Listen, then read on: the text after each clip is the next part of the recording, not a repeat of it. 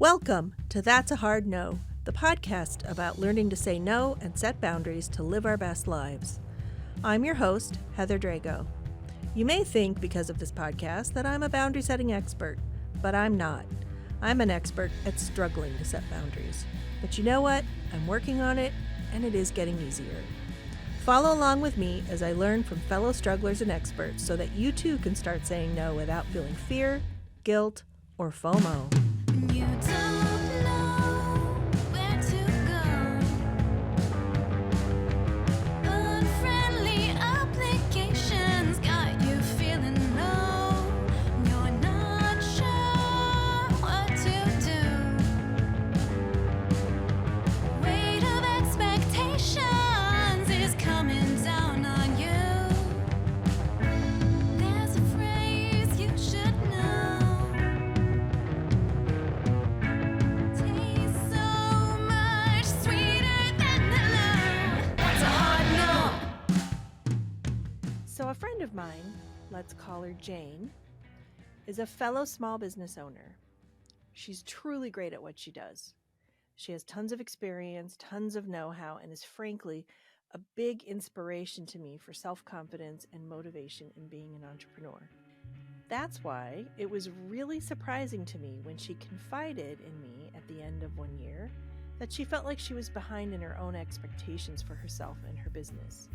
She saw other business owners our age who had X number of clients, X amount of dollars, etc., etc.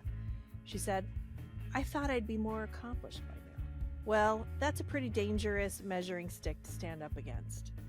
It can be so hard to see the forest for the trees sometimes, and we're all putting our best selves on our Instagram feeds, only telling the world what we're proud of, not the messy pile of unfinished tasks lying just below the surface. Every long-term success is paved by small mistakes and the lessons they teach us. And my friend Jane, as we all sometimes do, had forgotten to look back at how much she had accomplished. I told her to just list all of her clients and what she did for them in a Word document so that the next time she feels like she hasn't accomplished something, she can open this doc up and see just how wrong she is. It's an exercise I've done for myself, and I found it helpful in reminding myself of all I've accomplished. A master gardener once told me something about perennial flowers. The first year they sleep, the second year they creep, and the third year they leap. We don't always do it in 3 years, but it's important to remember that growth is part of the process, and nobody became a beautiful flower before they struggled to get through the soil. We need to set some boundaries around comparing ourselves to others and taking care of ourselves in the meantime. Our guest today, SaCola Lehr, is deeply passionate about getting the most out of her professional life by making space for her health, family, and relationships. As a talented real estate professional, a wife, and dedicated fur baby mama, she decided long ago that a healthy boundary around her business was the best thing she could do for her life's other passions. On her podcast, Work It, Live It, Own It, she helps others to make the most of their profession while making space to find the joy in the simple moments shared with loved ones. Hi, SaCola. Thanks so much for coming on That's a Hard No. Well, thank you so much, Heather, for having me. I appreciate it. I've been very excited to have this conversation with you, as I just mentioned to you earlier.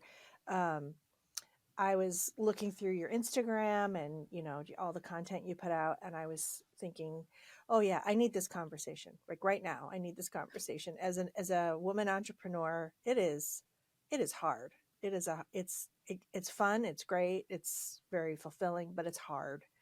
So I wanted to start with the question, how do we fight our inner critic as entrepreneurs? That is a great question. And thank you for starting straight out the gate with that one. I know, right? I'm not beating around the bush. I'm like, I No. have things I want to know. Chop, chop. Let's get to it. It is very challenging to fight the inner critic because our brains are wired. For some reason, they are wired to go to the left, to go to the worst case scenario. What if this doesn't work? What if I don't succeed? What if? And I will be honest and transparent. I had a moment like that today, earlier today. And it's like I keep trying, I keep doing. And one of my words for the year a couple of years ago was consistency. And I had an idea. I had launched a business before, and it was a great idea. No one was doing it. And then all of a sudden, when I was out there doing it, promoting it, other people were doing it, and I pulled away. And so I've had to do a lot of cognitive behavioral therapy work, coaching of myself, or working with a coach to check myself when my brain starts to go, you know what, maybe this isn't such a great idea. And so the questions that I asked myself today was, okay, the thoughts that you're having, they're thoughts, but are they thoughts that are helpful or are they harmful thoughts? Now I can spend my time beating myself up, trying to figure out what isn't working, what's not right. Is it me? Or could I just take a step back, even if it's just for a day or two, and not constantly think about the situation? Because as women, we're completely wired to constantly think all the time. The wires get crossed. Sometimes they're overworking and sparking, and that's just the woman brain for you. But sometimes it's, okay, what are some helpful thoughts? Do I need to reassess? Do I need to table this for right now and just focus on what is productive right now? We have all these ideas in our head. And I think with society, we want it right now because we hear the stories, right? We hear the success stories of, oh, I was able to launch and I was able to generate this amount of money in this amount of time. But what I think we need to do is also examine the longevity of that too. Because I've seen some people who came out the gate, just millions of followers. You saw them everywhere. 5 years later, I don't see them anymore. Right. And It's, I think, I'm sorry to cut you go off. ahead, go ahead. No, I was going to say, I think when we're comparing ourselves to others, they're showing the best. They're not showing how the sausage is made. They're not showing, they're really great at selling, but maybe they don't know how to implement, and their business is a hot mess. Like Mm-hmm. we don't know that. All we see is what they're presenting, right? Right. Yeah, we hear the success story, but we don't really always hear the behind the scenes of the failure. And we do hear the hero and heroine stories. Oh, I started out as this and now I'm doing this. Mm-hmm. But we know, you and I both know, there are some hiccups, some bumps, some scrapes, some bruises along the way. That's what we don't hear. We hear the before, this is where I started, and this is where I am right now. But what about the in between? What about what it took? What trial and errors did you have to deal with along the way? Right, and often that's where we are. We're in that middle part where we're getting the scrapes and bruises, and so we're looking around going, well, I don't see anyone else struggling like this, but really it's happening It is. elsewhere. It's happening. And I think we need to talk about it more. And I try to talk about that on my platform, about the things that I had to go through in my journey, because I've had a lot of setbacks and bumps and obstacles in the way and some challenges. And whenever I'm dealing with that, I'm not afraid to put it out there into my community and say, this is an issue. This is what I'm currently facing, and this is how I handled it. That's really brave. Like I do that with a very small circle of fellow women entrepreneurs, Mm-hmm. and we'll get on the phone and kind of share stories, or I'm dealing with this. How did you deal with it? Mm-hmm. I really haven't had the courage to come out and say, boy, I really blew it on this. And, publicly, I have shared how I've had to learn how to set boundaries. That's how the impetus of this whole podcast. And it started with my burning out as a business owner and having to shift my mindset from the scarcity mindset to an abundance mindset, and being willing to set boundaries about time and money and resources, and having to turn away clients and trust Mm-hmm. that there are other clients that could afford my rates, can wait for me, all those things. So I know you talk a lot about mindset, and I'd be interested to know through your bruises and scrapes as a business owner what you've learned about setting boundaries. I think one thing you just touched on is learning how to operate out of abundance versus scarcity and lack. Because I found myself when I first started out, you don't have a viable business unless you're making money. Otherwise, it's a hobby, right? And so then you want to start taking on clients that may not be the best type of client for you to work with as a business owner. And so something's going to suffer. You're either going to suffer emotionally, mentally, or your business is actually going to suffer. And people talk about work-life balance. I've had a few conversations with people, and I've come to this realization that it's not about work-life balance. It's about them being an integral part of each other. You, your business, your brand, they're all one and the same. If one's not thriving, then the other one won't. So if your personal life, something's going on, it's very stressful, something's going to suffer in your business, right? So setting boundaries is one of those key components. And I think for me, it started in my personal life. So when I first started in my business, I've learned more about running a business. I learned more about myself running a business than just in the past few decades of growing up, I would right? agree with that. I would totally agree with that because there's so many challenges, and you find out what your weaknesses are. Yes. And you find out what you can tolerate and what you can't tolerate. You find Mhm. out this is not the type of person I want to work with.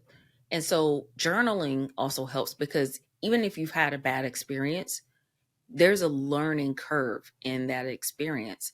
There's some gems in that experience that you've had. And so when another person may come along and you recognize those things, you may recognize those flags and you say, you know what? I think I'm not the best person to help you with this. Let me point you into a direction or let me refer you to someone else who I think is going to be really great for you to work with. A thing for me, even in real estate, because I am a realtor also. I do buyer consultations or when I do listing appointments, I tell my prospective clients or future clients when my cutoff time is. I tell them straight out the gate. And if I am not the person for them, they're the one that want to call, text, email around the clock and expect for me to answer that. I tell them, then I'm not the realtor for you. And they appreciate that. I've even had clients to tell me, I think your cutoff time is too late. I think you need to rein it back. You Mhm. need to bump up your cutoff time. And I'm like, wow, really? Because I thought I was being gracious. I thought I was being generous. And they said no. And I told them, I said, look, I'm married and I want to stay married. That's my goal. I like my marriage. I like my relationship and I want to keep it that way. And so I tell them, do not call me. If you call or text or email me, just know that I will respond the following business day after this time. Be clear, be concise, be Mhm. transparent, honest, and upfront with them. Set that standard from the very beginning because if you don't have standards, just like in your personal life, if you don't have standards from the very beginning, then people will find a way to encroach upon that boundary and then you're all flustered, you're upset, you're irritated or agitated. But did you set clear boundaries? Mhm. And I I think, to- I totally agree. Like I think you have to set those expectations right up front. We do the same thing with our general terms and conditions before anyone signs with us. Everybody has to read this, and it literally talks about when and how you can communicate with us, and when we mhm. will respond. And just because I did get those texts at 7 a.m. saying, "Hey, can you talk right now?" No, you know, No. no, not gonna. So anyway, I'm sorry to keep cutting you off, but Oh, I'm no, I'm no, no, hearing all these no, gems.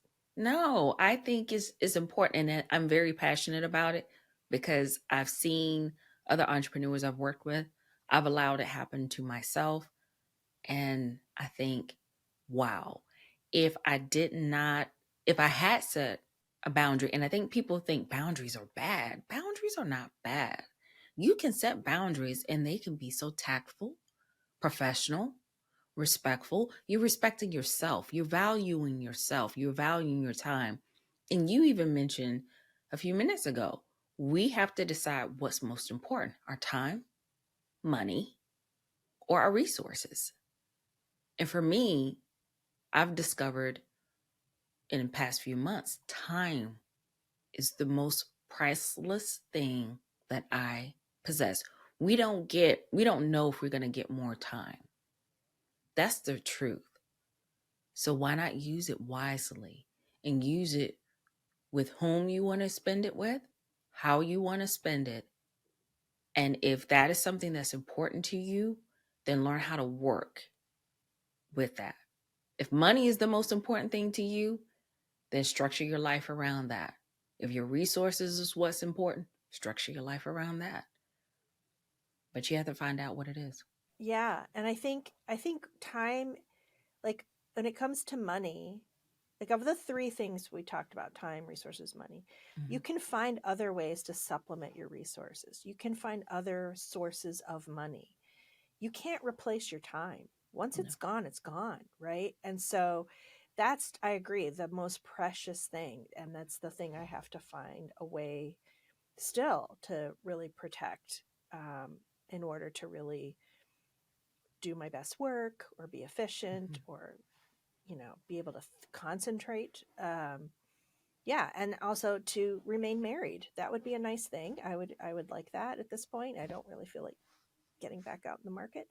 Um, so Right, because yeah, they know are crazy. yeah, they've accepted it at this point, Yes. and no one else is going to do that. So yeah, I agree. And what what do you think was your first big boundary as a business owner? What was the a big one that was difficult but you felt was important and made a big difference? I had a client a little over 10 years ago that would email. We were in different time zones. So I was a certified coach's virtual assistant. They were on the West Coast, I'm on the East Coast. And they would communicate with me at all hours. Mm, And it wasn't necessarily on things that we agreed upon in our contract. There was a written contract, there was a written agreement. And every time I saw an email pop up from that person, I would feel anxiety. I would feel angst in my chest. My chest would literally burn. And I was still pushing through because this is a business. I've got to do this. I've got to learn how to work with this particular client. And my husband said something to me. He's definitely my sounding board. He said to me, but is it worth your health? yeah. Because you are all of a sudden you're getting tense, your voice is changing, you're complaining. Why is this person calling me or messaging me? And don't you think you need to let it go? I was like, I can't let it go because this is my, first big client. Okay, are there not more clients out there? And so that was a real hard realization for me, is to stay in tune with my body. And when you feel something, sometimes you know how you feel when you're on a roller coaster ride, you get that adrenaline rush, or you're really excited. That feeling or that sensation feels different. It is an adrenaline rush either way, but is it a positive one or is it a negative one, and how it affects your body? So I had to step away from that client. And I'm a firm believer that when you close a door, you're allowing other opportunities to come in. But if you're still trying to hold on and stay in this arena right here, then you're blocking other opportunities from presenting themselves because you're so focused over here in this area, this zone, you can't see the opportunities that are really truly meant for you. that want to walk in, that want to come in, that want to connect with you, but they can't because you're too hung up over here. And that's where you're starting to operate with abundance, and you're not operating through scarcity and lack. Because if you're operating in that zone of scarcity and lack, you will take anything, you will accept anything. Just think about our personal relationships. If you accept anyone in your life, you're opening yourself up to all types of relationships. But if you look for saying, I've done the work on myself, I'm emotionally, mentally, spiritually, physically, whatever, sound, I'm operating through wisdom and discernment. And these are the types of relationships that I'm looking for. If you don't set those standards and you don't recognize that's a person I really want to vibe with, that's a person I want to get to know better. They made me, when I walked away from that conversation, they made me feel good. It should be the same way in our business. But sometimes people have that disconnect. I could not agree with you more. I was just holding back, trying not to interrupt you.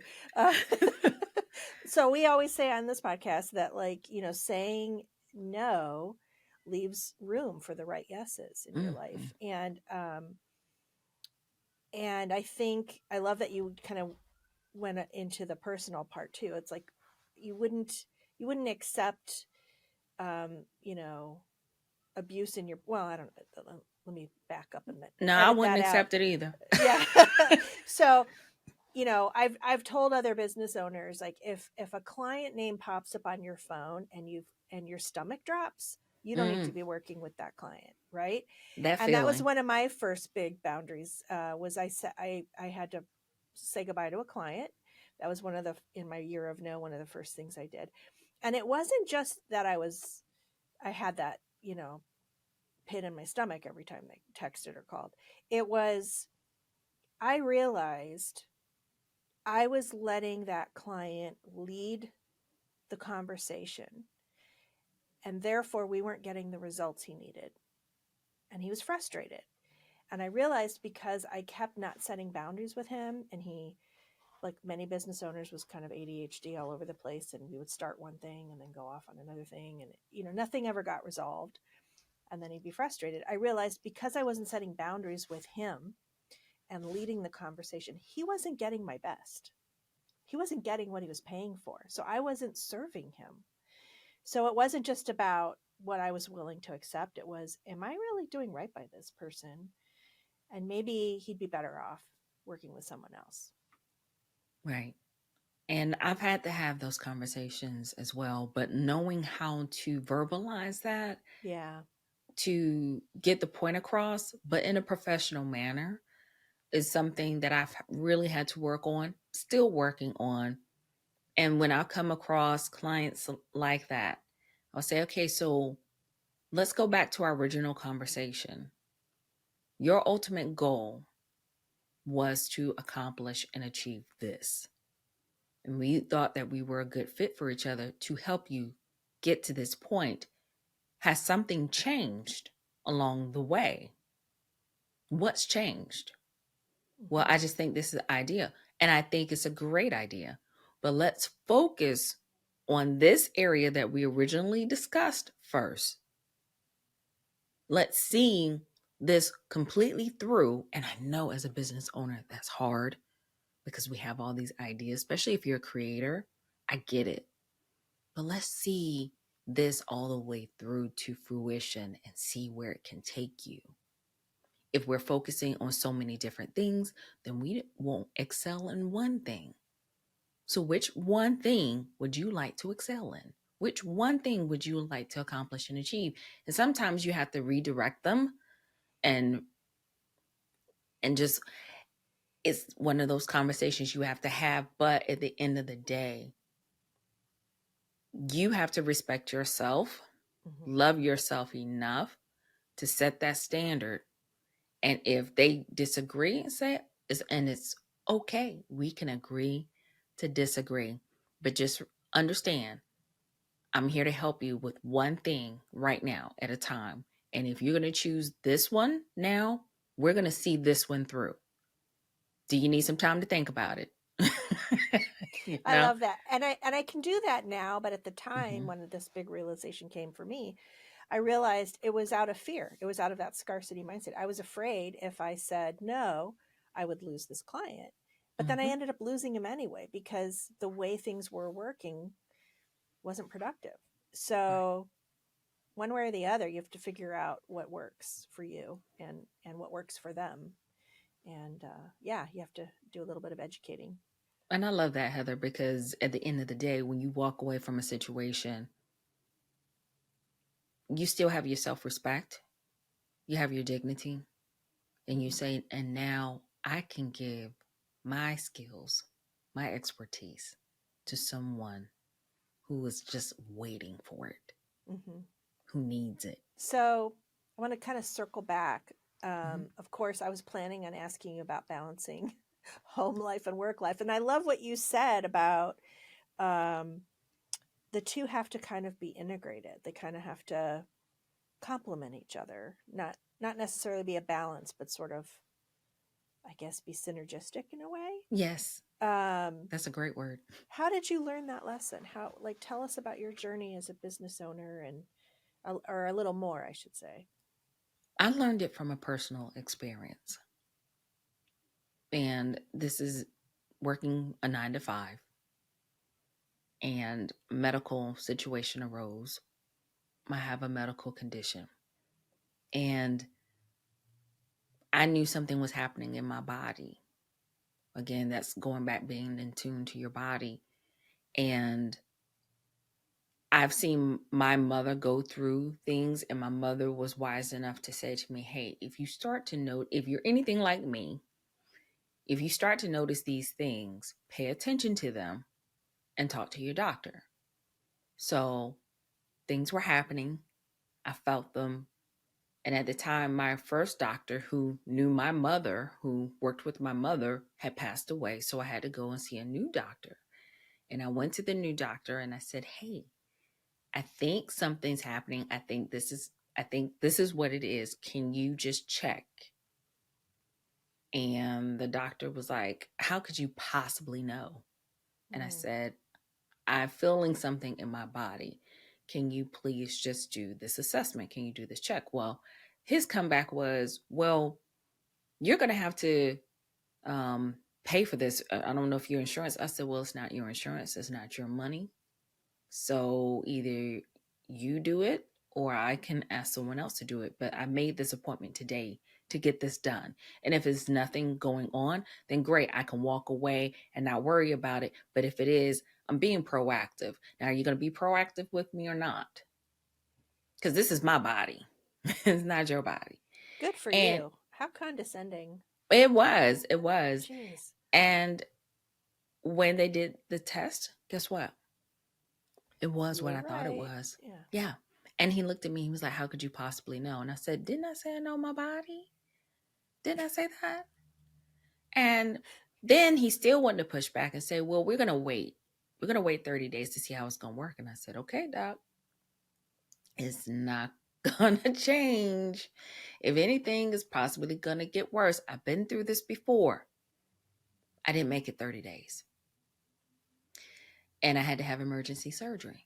Oh. And when I went in to be operated on, they saw something else. And they had to talk to my husband, get another doctor in to operate on me. So after I was done, they told me in the recovery room what went down, what happened. And then certain things still wasn't right afterwards. When I'm in the hospital, I'm like, why did you remove a bandage the day after operation? The last time I stayed bandaged up in the hospital. Needless to say, I went home in staples for a week. Fever was running high. I called the hospital because on the notes it says, hey, if you're running a fever over this amount, call the emergency room. I called them. They were like, I'll just take this. And I said, or talk to your doctor. But then why does it say on the paperwork to call you guys? So a week later, I'm literally gray. I've lost all color. I go into the doctor's office. I don't even see the doctor who operated on me. He's removing his staples and something happens. And they had to open me back up. in the doctor's Oh my office. goodness.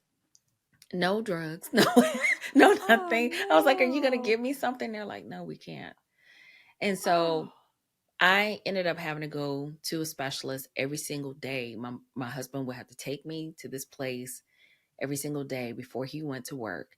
And then when I get back to work after 6 weeks of being out of work, positions were being cut left and right. And my director said to me over the phone, she was like, "Well, I don't know if I can really go to bat for you because you've been out of work so much." And I said, "Well, it's a good thing that I took care of my health first Yeah. because my husband would be a widower.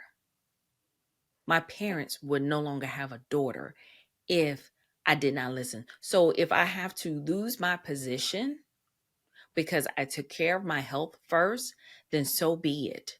But you nor anyone else will make me feel ashamed for taking care of myself and looking after myself." And that was a valuable lesson for me in life and in business.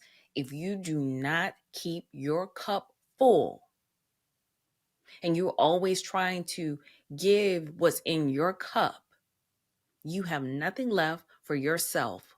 And then there's not always a guarantee that someone else is going to pour back into you. So literally, whatever's overflowing from my cup, like Iyanla Van Zant says, whatever's overflowing from my cup, that's what you'll get. But you will never take what's in my cup. So that's the lesson that I learned. And it's really been a driving force in my business for me. What an incredible story. I'm sorry you went through that. I'm also in awe of your strength and your ability to stand up for yourself. I mean, that takes a lot. And I think so many women, especially women of color, are misdiagnosed or underdiagnosed for all kinds of things. And I know I've seen research that shows that people of color, when they complain about pain, they're not listened to or treated the same way other people are. Mm-hmm. And it must have been infuriating to be so dismissed like that, and to stand up for yourself like that is really inspiring. If you don't stand up for yourself, you can't expect other people to. Yeah. And I always tell anyone, a medical professional, I don't care. If you won't listen to me, if you don't have the bedside manner to deal with me as a patient, then let's get someone in here that can. And even now, when I'm looking for new doctors, because I've moved to a new area, they'll ask me, "Are you comfortable with a man or a woman?" That's not the question. That's not what I want. What I want, let me tell you what I want. And I'll do this. And I'll say, "Let me tell you what I want. I want someone with great bedside manner, someone who's Yeah. going to listen, who is not a pill pusher." Because a lot of times doctors are up here trying to treat the symptom, but they're not looking at the root cause. I want someone who's going to investigate and look at the possible root causes. Let's treat Mhm. the root cause, not the symptom. That's what I want. Can you find me somebody?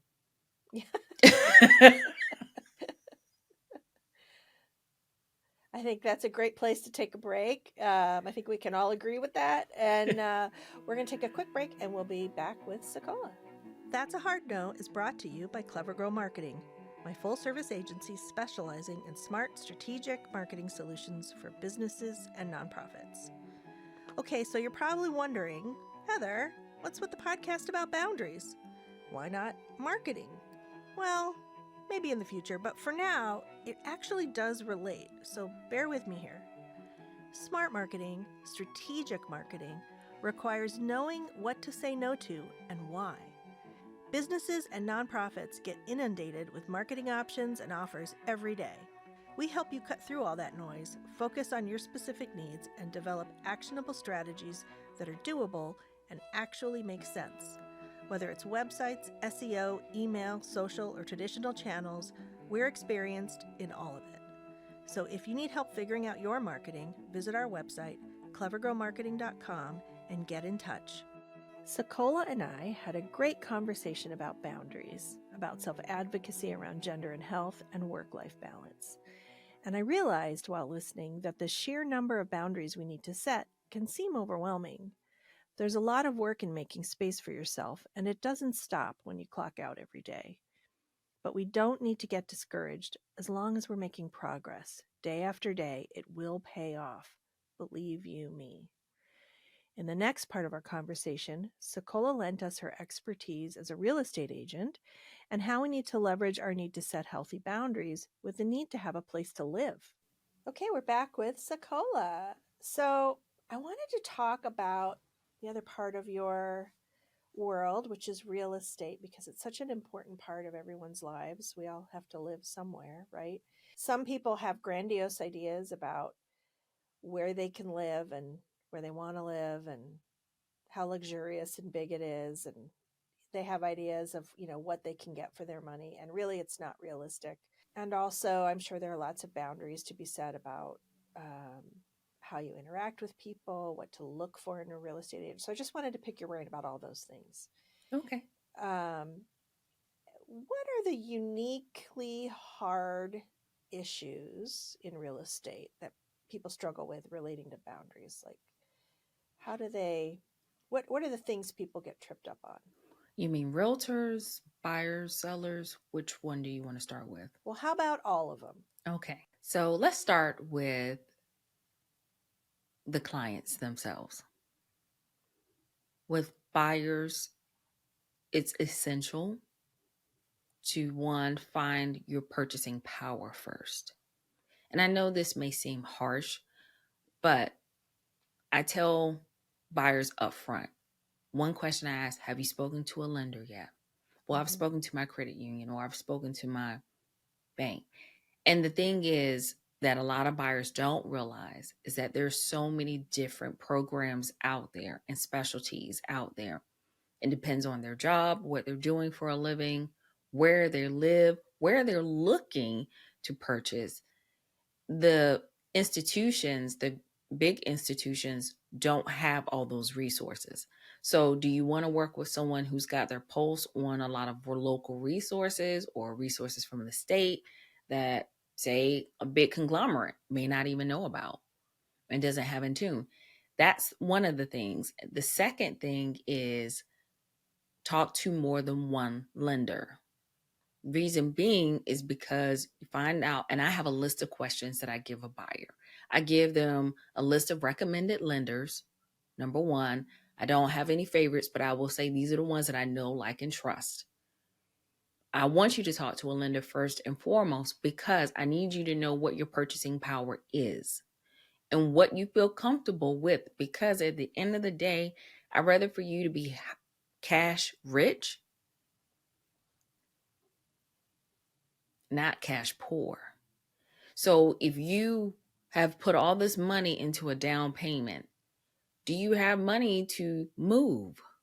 Do you have even money to pay for inspections? And in our state, in North Carolina, we have something called due diligence fee. Some sellers want due diligence. Not every state has that in the United States, but North Carolina does. And that's money that goes straight into the seller's pocket. And if the buyer decides to back out of the deal and there was nothing wrong with the house and the seller could have transferred a clear title, you don't get that money back. So those are things, that's why I like to have a buyer's consultation with buyers. And some buyers don't want to do that. They want to look at agents online and say, hey, call them up, say, hey, can you show me this house? And there are agents that will do that. I'm not one of those agents. I say, I'm an agent who will sit down, let's meet. We can meet virtually, we can meet in a coffee shop, library, whatever, but let's meet because one, I want to find out if you've already spoken to a lender, where you are in the home buying process, and give you some insights on what the market is looking like currently before we go out here. Because I'm not in the business of breaking your heart. I'm not in the business of dashing your dreams. It is cruel and unusual punishment for me to take you out to show you a house and you haven't even talked to a lender. You don't even have a pre-approval letter yet. And there's a difference between pre-qualification and pre-approval. And some buyers don't realize that. So let's What is back up that? a little bit. Yeah, what is that difference? So getting pre-qualified is saying I call up my credit union and they look at basically what I'm bringing in into my checking account each month for my job or my business and saying, okay, well, based on that, we can give you a number saying, okay, you're pre-qualified for $250,000. Pre-approval means is they're going to pull your credit They want to look at your last tax 2 years, your W-2s or 1099s if you're business for self. Because if you're a business owner, they're going to be looking at different things. Your last two pay stubs, if you work a 9 to 5, they want the last 2 months of bank statements. They are going to pull your credit because they're going to check and see if there is anything else that's popped up that they don't, see just from the funds that you're giving them. They want to see your debt to income ratio. And that basically means what you got going in versus what's going out. And if you have a lot of high revolving debt, which is credit card debt versus loans, if you have student loans, how much bearing does that have on your credit? Because it does have a bearing on your credit. So that's where they really start to dig a little bit deeper and then say, okay, based on what we actually see from what you're bringing in as far as income and what's going out, here's what you can qualify for, or what you can get pre-approved for, and they will send a pre-approval letter. Now, you can get a pre-qualification letter too, but again, they haven't pulled any information about you. So they've done the preliminary work. A lender has, or a loan officer has. So do I understand correctly, like a pre-approval letter means like if this transaction goes through, we will give this person a loan. Yes. The qualification is just like, yeah, it looks like you'd be approved for a loan. Yeah. You look like a good candidate. Yeah. Okay. Yeah. You seem good. Yeah. Okay. You seem cute. You seem nice. Yeah. And then due diligence, define that for me a little bit further. Is it more like a guarantee, like we're serious about this Yes. purchase? Okay. Yes. We're just not window shopping. We're not just window shopping. We're so serious. We really want this house and we're willing to give you money directly. And if you want to take that money and go to Disney World, take your family to Disney World, okay, that's fine. But this is how we really want this house. And earnest money, and some people are saying, well, what's the difference between earnest money deposit versus due diligence? They work the same in the long run because they are both a credit to the buyer at the end of the transaction, it's settlement and closing. How that works, it just depends on what a lender will accept. Is that a credit towards the balance of the loan, or is that a credit towards, say, for example, I just lost my thought. It can be a credit to pay down the balance of the loan, but it also can be, look, I don't want to bring that much money to the table for closing costs. So can that be a credit towards the closing costs? And some lenders will allow that and some don't. So that's why I said not every lender is the same, because a credit union that one I used to work with will not allow you to do that. So it just depends on that. But due diligence money is money that goes directly to the seller to say, hey, I'm a buyer. I'm really serious about purchasing your home. I'm not here to play games. I like what I see, and I really want to work with you. But I also want you to allow me time, 2.5 to 3 weeks, however long, to investigate the property as well. And for you not to be there when home inspectors show up or whatever and type of inspections I need to get done. An appraiser needs to go out to look at the property because the lender's going to call an appraiser to come out and investigate, do their part.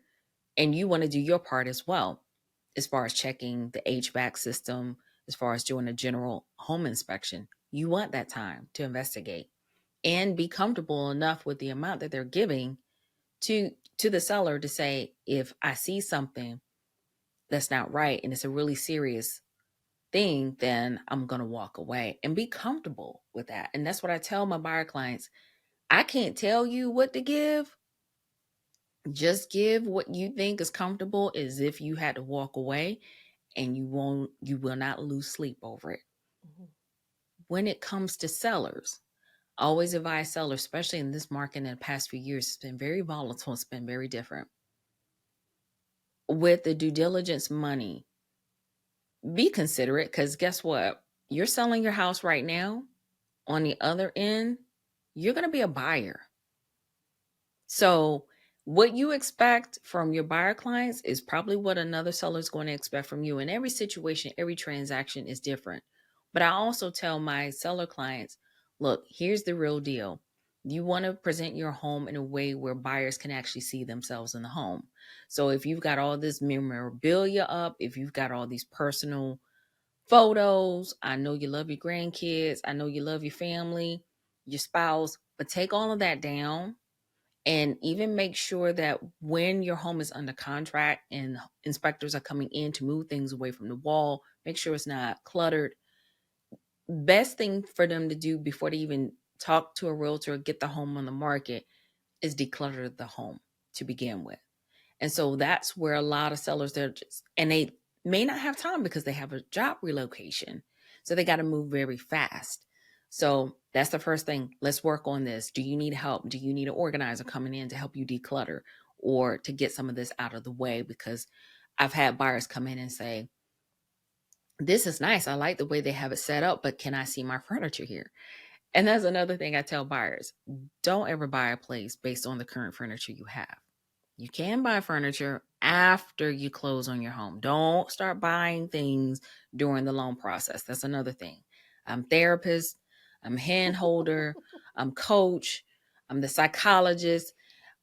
And then sometimes I just have to be okay. Now I'm gonna take my realtor hat off and I'm gonna talk to you as if you and I were friends.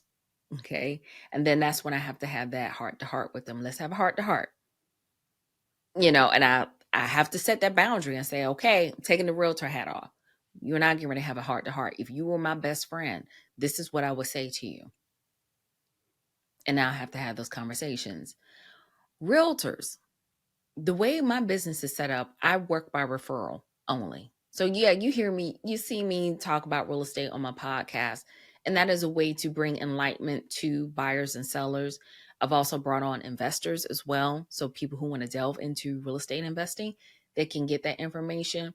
But I've seen so many realtors run themselves ragged because they're putting themselves to paying leads. And I'm going to demystify this for everybody because with all the lawsuits that have been happening, let me just say this.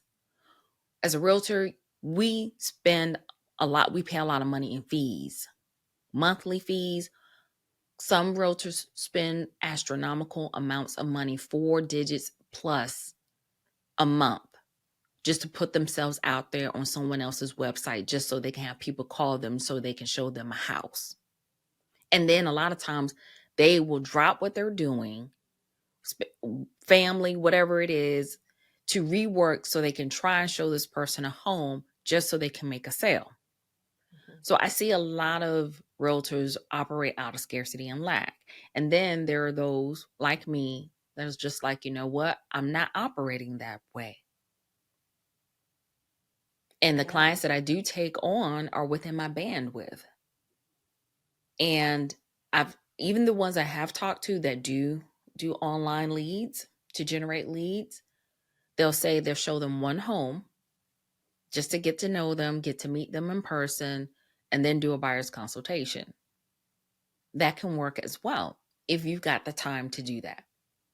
If you don't have the time to do that and you're just starting out, then I would suggest getting out there, your local chamber of commerce, find other networking groups, and don't always talk about, yes, I'm a realtor. Yes, if you're looking to buy or sell a home, no, get to know people first. And then do those warm touches, just like with online leads, with marketing, it takes so many touches to realize, yes, you want to let people know what you do, but there's a time and place to get that done. If you're meeting someone for the first time, you're not in a real estate arena where you're networking with other realtors or lenders, then get to know them and say, hey, tell them about what your mission, vision, and purpose is in life. Then that's when people get intrigued and inquired about what you do. And then that's when you can let them know what you do. But sometimes I think realtors, we get a bad rap, and not all realtors are like that. And I tell my clients, I don't care who they are, buyer, seller, investor, this is how I operate. This is what drives me every single day. And it transfers over into my business. So for realtors who are just starting out, I would just say, find out what your core values are. And I think I talked about this in one of my episodes on how to find that out. It's a simple way to find that out. And then once you find 4 or 5 core values, write a paragraph, a description of what those core values look like in your everyday life, your personal life, your business life. Operate from that. Stick Hmm. to it, because you'll know from meeting a client or potential client whether that one is for you. Right. And I would think in the beginning of that exercise, there are moments of being uncomfortable. And I have some friends who are in the real estate industry. I have a friend who's a home inspector, a friend who's a lender, a friend who's a realtor. And they talk about all this pressure that Hmm. people have been under, especially the past few years since during and since the pandemic. It's just very volatile. People Hmm. are buying homes without getting inspections, because the sellers, there's just so much competition. The seller can just like pick a price and say it is what it is. And so how do you guide people to insist on those things that are protective for them to get the home inspection, or be willing to walk away? Like, you really, I would think you're coaching people, Hmm. about establishing boundaries. Here's what I can really afford, and I'm not going to go beyond my means. I do need an inspection. I do need the time, to close or whatever. Right. Um, if you're putting on that best friend cap, does it get fuzzy, or can you kind of be more of a coach and That's kind of where the lay down the coach, law? yeah, that's where the coach comes in. And I Yeah. tell my clients, I treat their money like it's my money. And my personal philosophy is I'm a baller on a budget. I like nice things, I like quality things, but I'm not going to sit out here and spend an exorbitant amount of money just to say, "Ah, I got it." Yeah. I'm not one of those people. So I look at them and I'll say, okay, you wanted to stick within this budget, and it depends on their budget. If they feel like I'm going to gut this and renovate it anyway, it doesn't matter what the inspection will show up. Okay. Just know I have the 3 Ds. I discuss, I disclose, but you as the client will decide. Hmm. And I tell them from the very beginning. Now, I will remind them there's nothing wrong with getting that home inspection. Home inspection is a good investment because it gives you the potential to see. But it's also if you don't get a home inspection, you're also taking away your position as a negotiator. You're Oh, also that's a good point. limiting me Yeah, yeah, as yeah. your realtor who has your best interests at heart. You're taking away leverage from Hmm. yourself for me to act as a negotiator on your behalf. Because here we are, we have it in black and white. If Yeah. you say, "Oh, I saw this char mark on the wall," you have nothing to go by if you don't get a home inspection. I've Hmm. even had clients recommend to clients, you get a general home inspection. A general home inspection is not even going to tell you how well your HVAC system is going to operate. So I tell them, I recommend to you to call a HVAC company for them to come out. If they come out and do inspections and inspect the HVAC system, they will open the system up, look inside to see, okay, does this is running well? Great. Is it got good life to it? Or no, it's about to go kaput. Mm. And I will give them my personal example. We moved into our home. Our realtors, it was a husband and wife team, said we recommend our clients get a separate HVAC inspection. I said, it's not going to hurt. It was like 75, $80 for them to come out, take a Oh, look that at could it. save you so many thousands of dollars. Wow.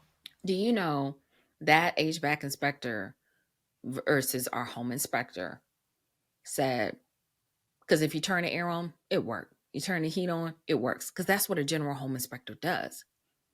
The HVAC inspector opened up the unit and said, hey, someone wired something differently and then they bypassed something to make this thing work. You may have to the fall before you need to get a new unit. We moved in beginning of July. No. Yeah, beginning of July. Our air goes out 1 month later. Oh, wow. Now, we call the same HVAC company. They said, okay, we can put some more Freon in it and see because there's a leak. But we kind of knew that already because we got it inspected. But when we started negotiating, our realtors negotiating on our behalf and saying, look, We're not paying any more over this. And we bought our home in the beginning of the pandemic because everything was shut down. And as soon as real estate opened back up, that's when we started looking. And we were like, look, the HVAC is as old as the house. We're not going to spend any more money on that. And there was some things that came up. So this is what we're willing to do. We literally, the Freon didn't even last 24 hours. So we had to Oh, get a new unit. But we were prepared. We had enough money to not only buy the house, but to move. But we also had enough money saved, set aside in our emergency fund to take care of that. And that's what I lead off with. And I tell buyers my story, share them with my experience, because that inspections can save you a lot of headache, heartache, but it also gives you leverage to negotiate in your transaction. Now, some buyers, they understand the home buying process, and then some sellers are just like, no, you want this house, this is what I want for it. Okay, that's fine. What do you want to do? Do you want to see this through? Do you want to walk away? What are you comfortable with doing? I'm with you either way.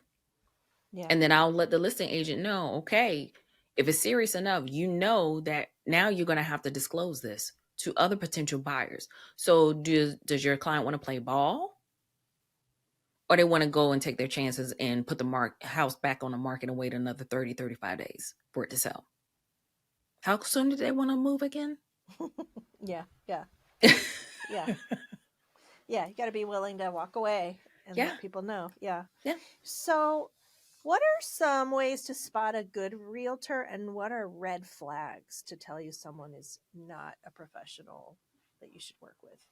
I would say, I think your gut knows. I think your gut knows. And a lot of people will go by what they see as far as marketing.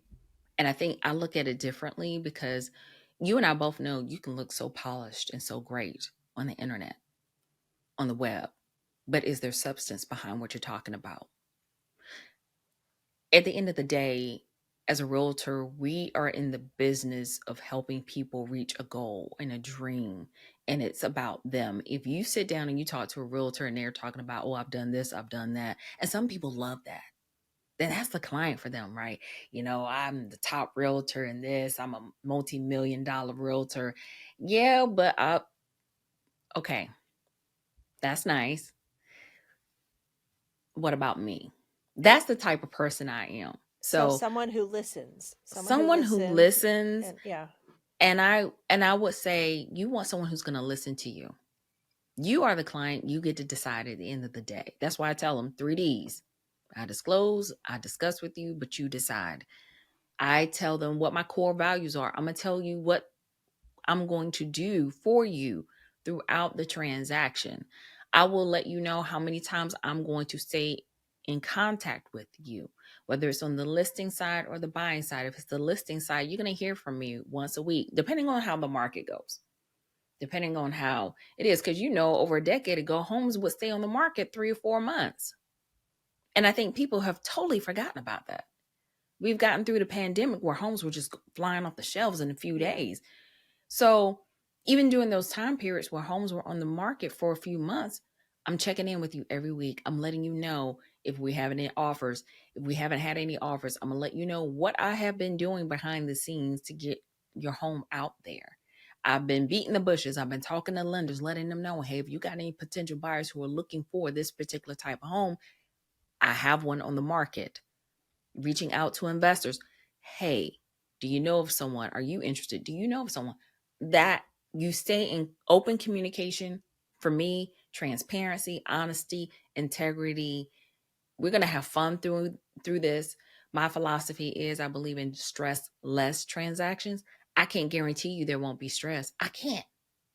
yeah. I mean, I'm they not say it's one of the most stressful things you can do in your life, like with It death is and divorce, buying a house, buying. moving. Yeah, yeah. Yeah. So we're almost out of time, but I want to make sure we take a few minutes and talk about your podcast, Work It, Live It, Own It. Tell us about what you talk about and your community that you're growing, and how we can find it. So, Work It, Live It, Own It is something I dreamt up years ago, and it came into fruition last year. And I'm excited to share it with the world. It's a podcast for entrepreneurs. Doesn't matter what type Yay. of business you're in. Yeah. And it's about talking about what we talked about in the beginning, Mhm. the bumps, the scrapes, the bruises along the way. We hear the beginning story, we hear the after story, but I share things that I wish I had known, or valuable lessons that I've learned through those bumps and obstacles and challenges. And I said, if someone was out there giving those tidbits to me, I would have soaked it up like a sponge, or things, because we get discouraged. We are our own worst critics when Yes. it comes to life and business. And so, yes, I do talk about mindset, because it is our mindset that can help us propel forward in our personal and business life. So, Work It, Live It, Own It is on all the major podcast platforms. It's also on YouTube, if for those who like the video part. And I'm more about connecting. I'm a huge connector. So, the best way, if you want to connect with me, is you can head over to Work It, Live It, Own It and join the community by clicking subscribe at workitliveitownit.com. If you're not ready for that type of commitment, then if something in this particular episode resonated with you, head over to Work It, Live It, Own It on Instagram and send me a personal message, send me a DM. I would love to hear from you. But in the Work It, Live It, Own It community is where sometimes I may have a podcast after party where I get to ask more questions of my guests and get more Oh, insight. that's a cool idea. I might And have to steal that. you go ahead, go ahead. So I'm gonna have one coming up with a great tax strategist. So that Ooh. email is gonna come out. We did a podcast after party, but sometimes my guests give away freebies to my community, and that's where they can get those freebies as well. That's So fun. if you want to stay in the know when I upload a new episode, head on over to workitliveitownit.com and click subscribe. But either way, I would love to hear from you guys. And thank you so much, Heather, for having me on. I so It's been greatly a appreciate it. delight. What a great conversation. We'll make sure to put all your links in our show notes on our website as well. So, yeah, like I said, I was so looking forward to this conversation. I actually walked in here a little tired and headachy, and now I'm all energized. So it's really empowering to me to have conversations with fellow entrepreneurs, especially women entrepreneurs, to talk about kind of those scrapes and bruises and lessons learned, and to know we're not alone, and that we're all kind of struggling with the same problems, and to celebrate with each other when we get our wins, Yes. So Yes. yeah, so I've really enjoyed it, and I look forward to seeing what you do in the future, and I'm gonna start listening more frequently. I've listened to a couple, but I want to I'll subscribe. You got me. Oh, thank you. Thank you. And likewise, I love what you're doing on your platform. So thank Oh, you. thank you. Well, thanks again, and best of luck to you with everything. Thank you. Take care. That's a Hard No is a production of Clever Girl Marketing, my little agency in Cleveland, in partnership with our friends at Evergreen Podcasts. Many thanks to our amazing team, including Maura Del Rosario, our production and marketing coordinator, Noah Fouts, our amazing producer, editor, and composer who wrote our theme music and performed it with his band, The Big Leagues, and our new video producer and editor, Kay Holmberg. You can find show notes and resources on our website, and you can find other fun stuff on our socials. We're Hard No Podcast. Find your no, then say it with me. That's a hard